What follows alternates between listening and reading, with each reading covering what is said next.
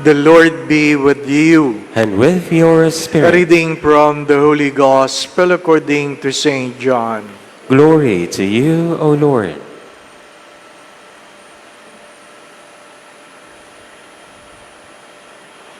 The crowd said to Jesus, "What sign can you do that we may see and believe in you? What can you do? Our ancestors ate manna in the desert, as it is written, He gave them bread from heaven to eat." So Jesus said to them, "Amen, amen, I say to you, it was not Moses who gave the bread from heaven. My Father gives you the true bread from heaven. For the bread of God is that which comes from down from heaven and gives life to the world." So they said to Jesus, "Sir, give us this bread always." Jesus said to them, "I am the bread of life. Whoever comes to me will never hunger, and whoever believes in me will never thirst."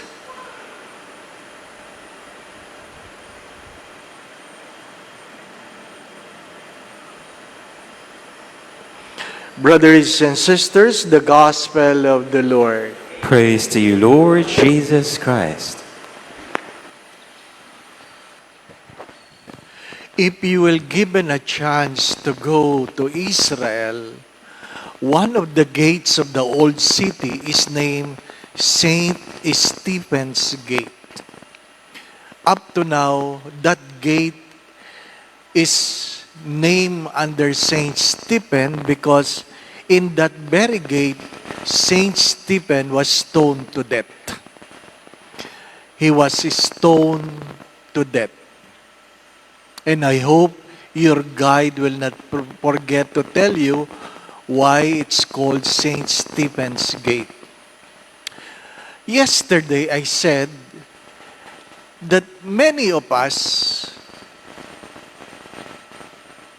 follow Jesus not because we believe in God, but because of our needs. Many of us follow Jesus not because we believe that He is God, but because of our needs. And somebody got offended by those words. And he said, "Stupid. What is God for if He cannot provide for my needs?" And that was the point yesterday. That was the point of Jesus to the people who were seeking to Him. You are not seeking me because you believe, but because you have eaten the bread. That's the point. I was just echoing what Jesus have said in the Bible. And that is very true. That is very true. We seek God because of our needs, not necessarily we believe in God. That's why many people without needs, they don't seek God. Kung walang pangangailangan, ang unang nakakalimutan ay ang Diyos. Kaya nga, pag may trahedya, puno ang simbahan. Pag may sakit, puno ang simbahan. Ha? Sabi nga nila, the most sincere prayer is said in the hospital, not inside the church. Kasi ramdam na ramdam mo ang pangangailangan mo eh. Pag nasa loob ka ng hospital, yung ibang nasa simbahan, sorry for the words, nag-aantay lang ng kasunod na gagawin. Habang walang ginagawa, makasimba nga. Di po ba, anak? It's true. And you all know the story about an angel with a torch in one hand, in a bucket in another hand, a bucket of water. And Jesus asked the angel, "What are you doing? What are you trying to do?" And the angel said, "With this torch, I will burn heaven. With this bucket of water, I will quench the fire in hell." For what reason?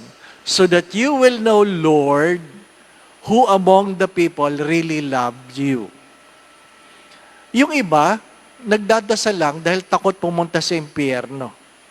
Yung iba nagdadasal lang dahil gusto pumunta sa langit. Paano kung walang langit at walang impyerno? Baka walang magdasal, di po ba, ano?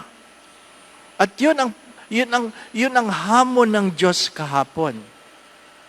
Yun ang hamon ng Diyos kahapon.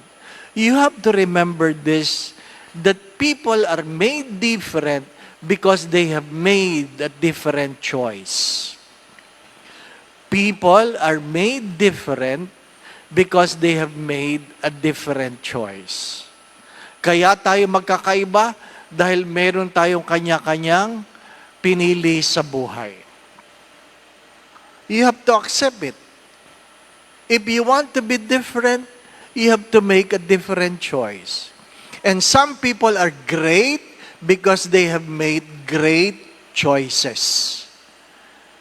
Take note, people are different because they have made a different choice. Some people are great because they have made great choices. We are a product of our own choices. Stephen was stoned to death because he made a choice for God. A choice for God. Saint Ignatius of Loyola would always encourage us to choose God and to make a choice for God. To choose God and to make a choice for God. 2 days ago, I have said this, our difficulty loving God is not that because we don't love God, but because we love ourselves more than God.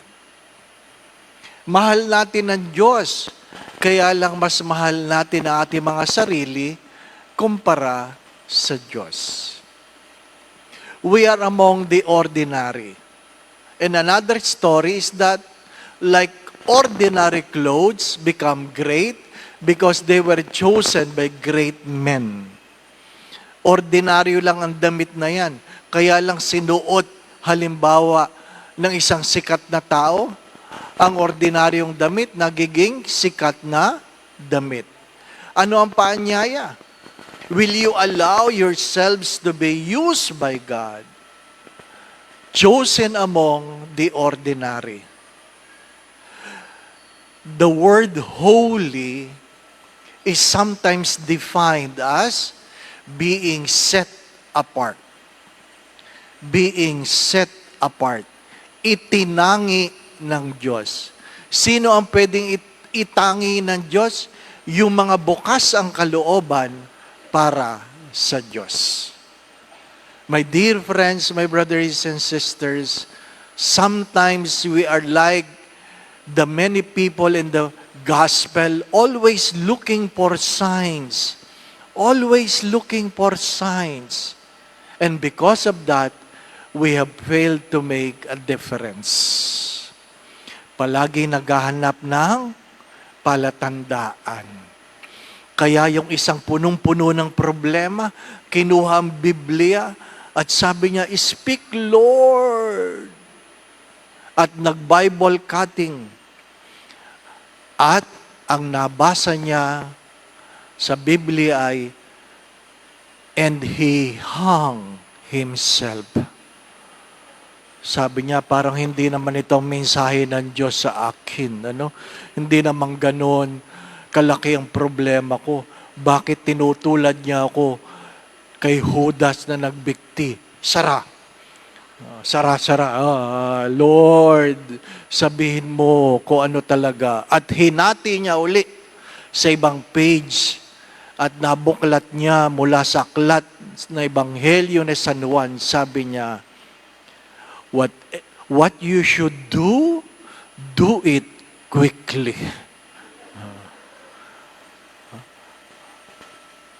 Pinagbibitay ka. Ngayon, pinagmamadali ka na.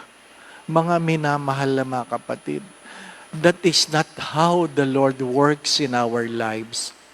Again, people are made different because they have made a different choice.